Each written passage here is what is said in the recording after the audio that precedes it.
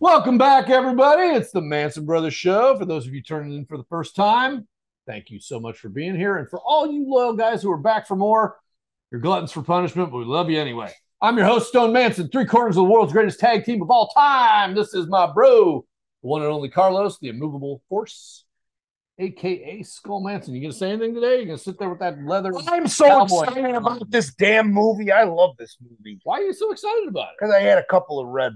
Oh, that's why. But I do like this movie and it stars one of our favorites. Who is it? Tom Atkins. It's the Tom Atkins bell. Don't forget to drink every time we hit the bell. If you got your cocktails with you, and we're going to be right back to talk about Night of the Creeps. Yeah, we'll be right back.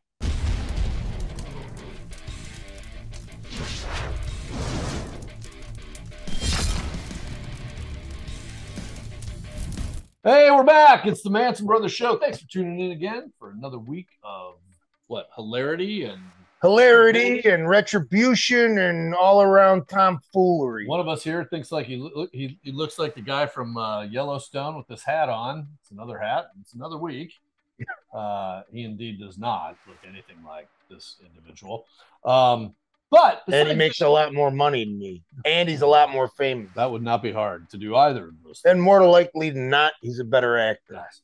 Hey, this week we're talking about a radically underrated film. I think in the pantheon, certainly in the movies that we've discussed so far. This is. I think horror fans, probably the people that watch this show or other horror film related shows, know what it is. But I think in general, the casual people who like horror movies probably don't know it. Yeah, I've never seen it. Say this: everybody who's really into horror knows who Tom Atkins is, and Tom Atkins is the lead in this film, and he's a great lead in this film. So I would assume everybody that's watching probably has seen it. Well, the cool thing about this particular role for Tom Atkins is that he, in the other movies that we mentioned him in, The Fog and Halloween 3, he is a reluctant hero. Like, he's kind of the guy he's the guy that shows up. He's not really the guy you want. He's like your only choice. Yeah, he's the only choice. In this one, he is, in fact, the man of action. You're not going to have Buddy the toy salesman be the hero, right? Right. Halloween 3. No. It needs to be it's got to be him. Constantly drunk doctor smoking who's on call with a scotch and a Pall Mall at all times. So, but in this one, he actually plays the hero, and he is a very aggressive hero in this. Yeah. And I really dig his character, and he has possibly, I know it's an underrated film, folks, maybe one of the greatest taglines in horror movie history, which is "Thrill me."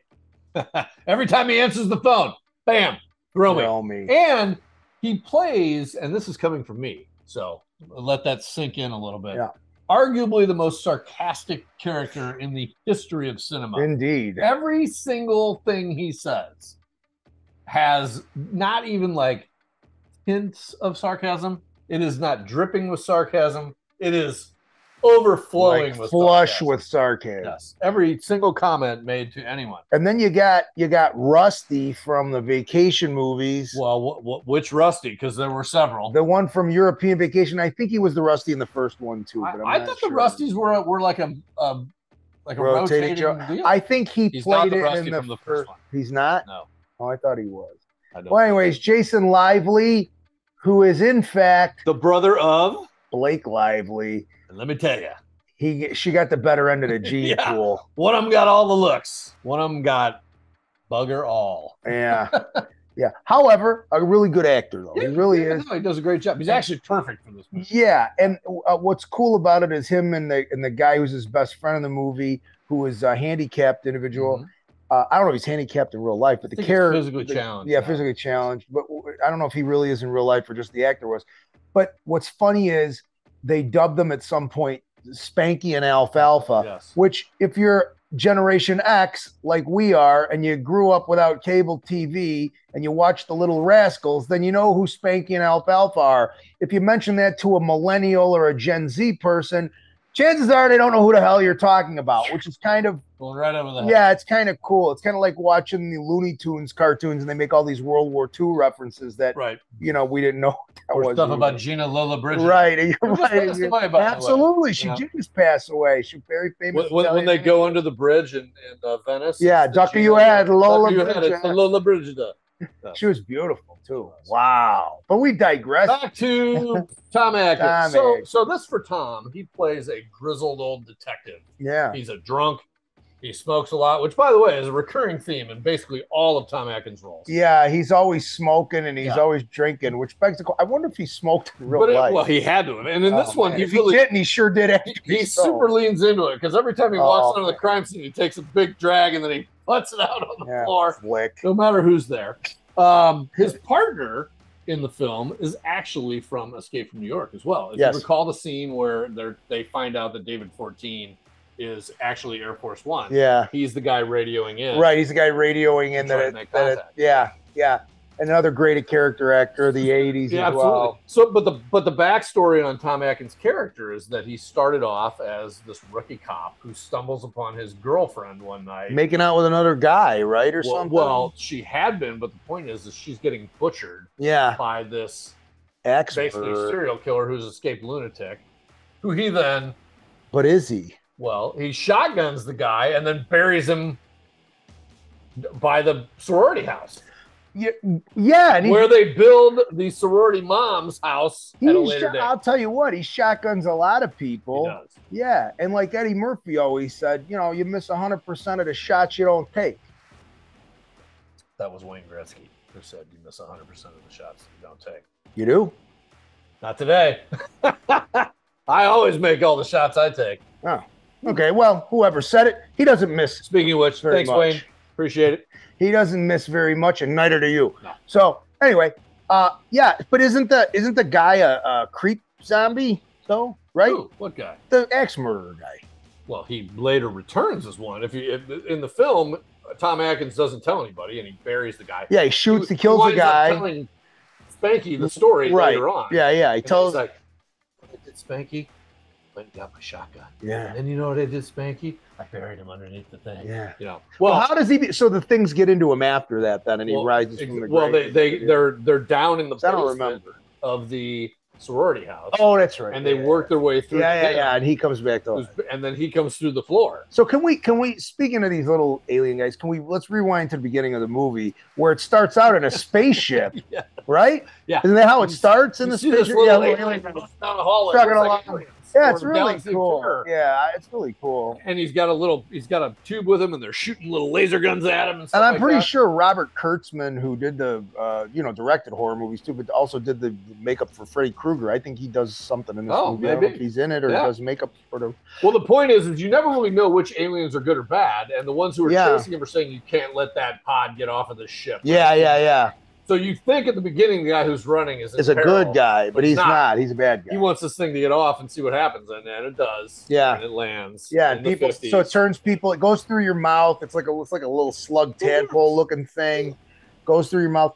Also affects your brain. Yeah, sort of copied a little bit in the movie Slither, which we also love. Well, the movie we'll do that one on its own. The director and writer was a huge fan of Night of the Creeps. Well, there you go, and you could tell. Yeah, you could tell. So this is a really fun movie, very 80s, from the costumes, to, the wardrobe, to the sets, to the lighting, and the setup is almost like Back to School, where you've got the college fraternity. Yeah, they're hazing them, right. These guys think they might. Well, it basically starts off. They're trying to get into a fraternity. Yeah, the cool guy fraternity with Brad. Yeah, and Brad. I think his name's Alan Kasar. He's a really good actor. He's in a bunch of stuff. So they're trying to get in, and basically these snooty fraternity guys tell them, "Hey, if you go get this a body from the morgue in the medical building, right? Isn't it in the medical building? Then you guys are in, right? So they're like, oh yeah, for sure. Well, they wind up unearthing. Yeah, they go dehomogenize this body that had been infected. Right. And it comes back to life. And who's the tech in there that gets killed? Oh, yes. David Paymer from City Slickers. with Payback with Mel Gibson. Yeah, famous, great actor. Probably one of his first roles and stuff. So that was really cool. And here's another fun detail. A lot of the characters are named after famous horror directors of the time. So the lead, Jason Lively is, I think it's Chris Hooper Carpenter or something like that. And the Tom Atkins character is Ray Cameron. Yep. James Cameron, right? Then There's you got there's a Cronenberg, yep. right? Cronenberg, a Raimi in the movie. Yeah, it's really cool. So if you watch the movie, bear that in mind because we kind of figured it out. We didn't realize it, I think, the first time we saw it. And we're like, wait a minute, are these people named after horror directors? So I think we realized it rewatching it later on, which is a really fun fact. Very, very cool. And it's just a fun film. Well, so this movie has a plethora of great movie lines. It was almost like they set out to kind of wrote the movie around between Thrill Me and all the other ones. But the classic is they're getting ready for the formal. Yeah. If you recall this one. Yeah. And all the guys in the fraternity are drinking beers, hopping on the bus. To go pick up the girls. And the dog runs out in front of the bus that's been infected. Yeah. Like, and the driver rips down the bus. And of course, then the Slither things come out. They all get infected. So as the girls are preparing and waiting, Jason Lively and Tom Atkins make their way over to and they're like loaded for bear, by the way, with shotgun and flamethrower and dynamite, I think, or something. And here come the guys wandering up on the thing. Yeah. Tom Atkins turns nicely to the ladies and says, "Ladies, I got good news and I got bad news. Good news is your dates are here. What's the bad news? They're dead." They're dead. Which is, I first watched this movie with Dad when I was in college. Oh boy! And he predicted that line. One of his rare times he was home. So Pa was rarely home when we were kids because he was off gallivanting around the globe. When you look like a Tanner George Hamilton. When you look like an international spy, you probably are an international. Wear those white shoes out, Yeah. What's that saying? If your dad wore these shoes, you have siblings you don't know about. You're right. Yeah. No kidding. I got one sibling I wish I didn't know about. Who? Oh. Anyway, so as the story kind of progresses, right? The campus is being taken over by actually the city. By the Slither. Yeah, I think it's a university and they sort of cordon it off, right, or something. Tom Atkins again. What was cool was the 50s shots where they recreate the 50s. That was pretty neat. Which in the 80s wasn't that long ago, but now it's quite a long time. Now the 80s is long ago. Right. Like the 50s. Right. Well, they show them when they're out on the lookout area, everybody's kind of. Which is funny because what's really kind of funny with that is, so the 80s style very much mocked the 50s style. There was a lot of neon and a lot of colors. So they really took a lot of 80s because, styles trends come back. Much like bell bottoms from the 70s came back in vogue in the early 90s and then again in the early 2000s. But like you said, I feel like they did a great job of replicating. Oh, absolutely. It was really cool. The jukeboxes. Black and white. And then they're driving through campus and they're showing the girls. With the skirts. Yeah, it's really cool. I mean, not that I was around in the 50s, but I'm assuming from what I've seen. No. Some days I feel like I was around in the 50s. Well. Happy to be around in my 50s. Right. But family secrets. It's all that clean living, kids. Family secrets. So anyway, so the Jason Lively Spanky, is he Spanky or Alfalfa? Spanky. Alfalfa's the so he gets involved with this challenge. Super hot chick. Yeah, let's touch on that for a minute. Because man. So he obviously gets the bad treatment from the fraternity guys. Yeah. And Brad is an asshole. Yeah, and he's involved with the super hot chick at the beginning. Yeah, but Brad's boyfriend. Or Brad's girlfriend is a super hot chick. Yeah, when she's having a conversation with him on the front stoop and he's already been infected. She's dead already. And she's telling him it's over. To him lightly, and he's like, yeah, she's telling him it's over and all that. Yeah. Let him down gently. Yeah. His brain's infected. But anyway, this guy way out kicks his coverage on this chick, man. There's no way like she was. And some other, famous faces in there. That chick, what's her name? Lisa Schneider. She was in from Weird Science. She's in there. Killer Clown. She's in there. She's in a bunch of stuff. Oh, man. We saw her at a convention several years ago, and very nice lady. And wouldn't give me the time of day. Can you imagine that? I mean, who would, really? Because, you never know. You never know what's going to happen with this guy. But anyway, so really, I like the fact, so they figure out, I think Tom Atkins tapes his mouth shut so he can't, because that's how they get you through your mouth. Well, they figure out in the physically challenged kid, when he gets infected, he actually has the matches in his pocket at first, and he figures out, he lights one. You can burn them. But you can burn them. And so before he goes full turn, he makes that recording. Yeah. That basically says, "Hey, I set one on fire." Yeah. And which leads to another great moment in the film where Tom Atkins goes into the police lockup to get the flamethrower. Yeah, the flamethrower.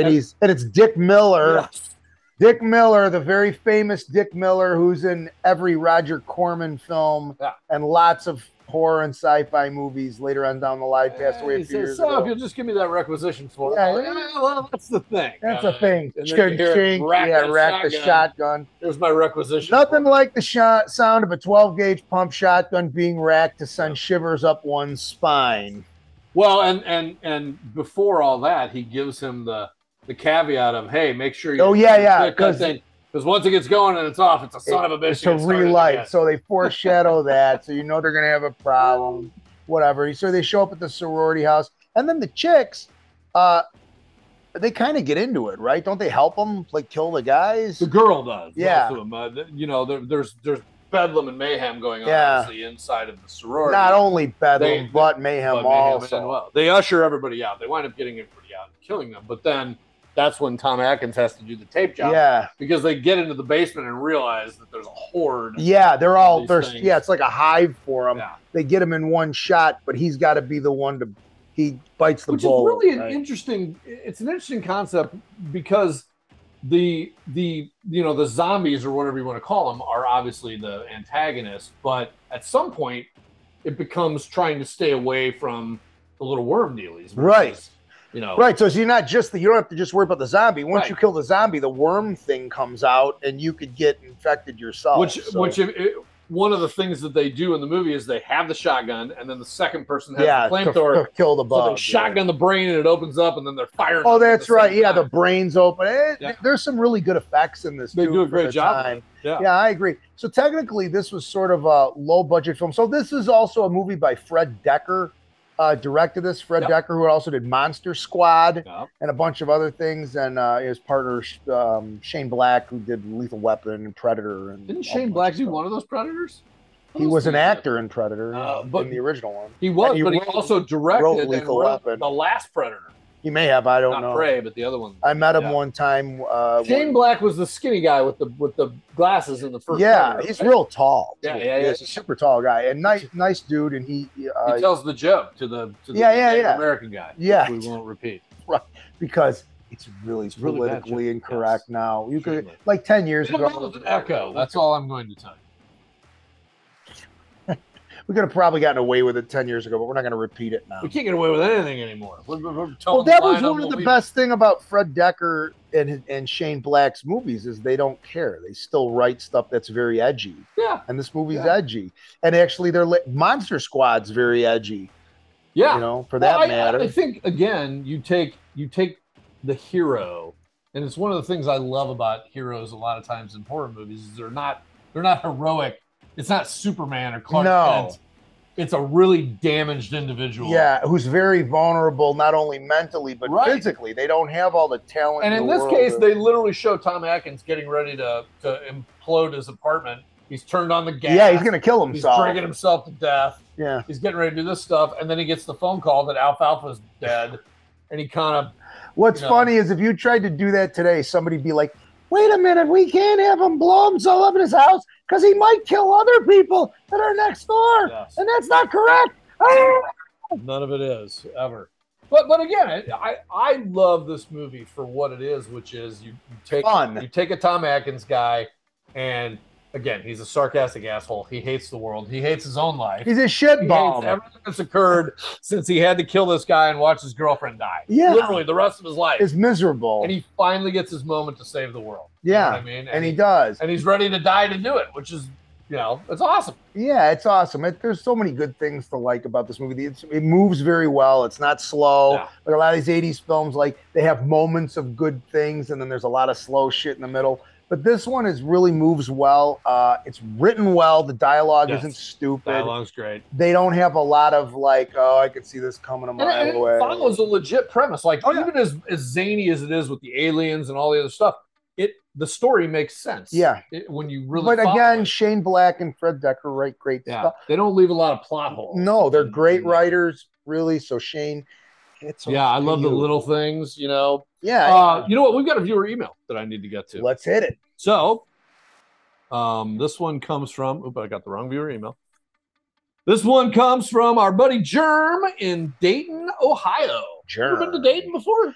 I have been to Dayton. I think we wrestled there a couple of times. You want a little piece of trivia? Yes, I do. I saw Iron Maiden for the first time in 1990 at the Dayton Civic Center. Where was I? In Dayton. I think you were in the Marines. Oh, that's right. I didn't get out. I was in college. Yep. I didn't tell the folks, but I drove from Chicago to Dayton, saw Iron Maiden, Anthrax. I could imagine that Pop probably didn't care very much, and Mom was pissed out of. She would have been pissed if she would have known, but she didn't. So, she don't know. Remember that song? What you don't know might hurt Unless you. I tell her. I think that was Expose, right?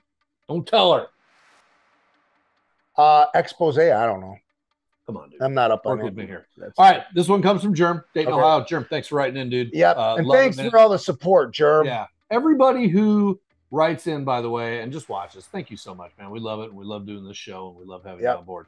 So Germ writes, Manson Brothers, you get a chance to save the world from whatever the issue is. Yeah, you got a partner with one hero from a horror movie. Who's it gonna be? Great question, by the way. I think mine's pretty obvious. Yeah. So let's talk. You could partner up with Tom Atkins. Yeah. You could partner up with Tommy Jarvis. You could partner up with I don't know. Oh, I know. I'll tell you who I would partner up with. You could partner up with Ripley from Alien. No, I'll tell you who it is. I would partner up with John Saxon from Nightmare on Elm Street. Oh, because John Saxon was a legit badass. Like, he knew martial arts. He was a pretty great character. You remember the movie, the Corman movie, Battle Beyond the Stars? Yes. He was the bad guy. Yes, he was. Actually. He played bad guy in a lot of stuff. What a good bad guy. He had a great look. And actually, before he passed away, I actually got to talk to him a few times via Facebook. He was a super guy. We talked about martial arts and all this other stuff. The guy knows everybody. The fact that you can carry on a conversation with the third party is amazing. Anyway. Germ, I will tell you, beyond a shadow of a doubt, if I had to partner up, does Snake Plissken count? Because he's not really in a horror movie. Not a horror movie. But McReady does. I'm going to go with Seth Gecko. Okay. From Dusk Till Dawn. Is he the Clooney character? Yes. Okay. Yeah, he counts. Yeah, he's a badass. Yeah, even though George Clooney's, Seth Gecko in real life is kind of whatever it takes. Like a puss. We're not talking about real life. Germ wants to know about movies. Okay. Jesus. Suspend the disbelief for once. Okay. Seth Gecko for me, Germ. Thanks again for writing in, dude. Thanks, Germ. You're the best. Man. So that kind of brings us full circle to the end of our film, where Tom Atkins saves the day. Everything is exploded. He shows up all smoky and everything. Yeah, he's burned up. But they kind of leave it open as to they show some slithering ones. Doesn't he fall over and his head busts open and a bunch of shit comes out? Oh, okay. I think. I thought it was. But at the end, they do show slithering worms. Yeah. So then the UFO shows up. Yes. Which is actually over the top of like the cemetery. Which is a super cool scene. Very. Because it's just the way they shoot it. Because you see the light tracking. Yeah, and it's kind of quiet, and you think, boy, if I stepped out of my house and saw this, it would be really creepy. Yeah. I mean, let's face it, top to bottom, they did an awesome job. Yeah, they did. I give this movie, and it's a rewatchable. You can watch it a million times. I give it 4 out of 4 stars. I would give it 4 out of 4 too. I would recommend anybody watch this movie, and it's not a heckle movie. It's a great movie. No, it heckles itself. It doesn't. That's the other thing I like about it. It doesn't take itself real seriously. If they still had old telephones, I would pop it and answer thrill me. Absolutely. Okay. I'm shocked somebody hasn't tried to remake this thing, but frankly, I'm glad they don't, because I don't think you could do it justice. So great. Slither did it a little bit of justice when they did. They did. They homaged it, but not the same film and a great movie in its own right. So anyway, this film. Time to take it home. Bro, tell them how we paid the bill. We pay the bills by selling yous copies of our feature film, The Manson Brothers Midnight Zombie Massacre, available on Blu-ray and DVD, starring us, the Manson Brothers, along with the great Randy Couture, the great D.B. Sweeney, the great Adrian Pazdar, the great Boz Rutan, David Meadows, Jaden London, Jason Coviello, and a slew of other people. You're going to name the entire cast? Yeah. Or we just roll the credits? Shannon Murray, Karen Corona. Aaron Corona. Tim Stafford. And directed by Washington. Directed by the lovely Max Martini from The Unit, 13 Hours, 50 Shades of Grey, and many other things. And that's my We have no spiel. biography. So, hey, MansonBrothers.com. hit us up, buy a t-shirt. They're super cool, and they look good on you. Yep. We put the FU in fun. Grab a hat. We got a NASCAR. We'll sign everything for you. Right here is the NASCAR Hall of Fame. Manson Brothers number 23, Natalie Decker. Yeah, it was driven by a really small guy. Yeah. No, the real car was driven by Natalie Decker. A really small girl. A real small girl. Yeah, believe it or not, she's like Wonderful 5 feet tall. Yeah, yeah. She's awesome. That's it for this week. Next week, please keep those emails coming. We'd love to read them. And we'll be back next week with another exciting installment. Scintillating, I think I would say. Ooh, that sounds like something you cook on a grill. Of the Manson Brothers Show. Don't miss it. Thanks for being here. See you later, shitty pants.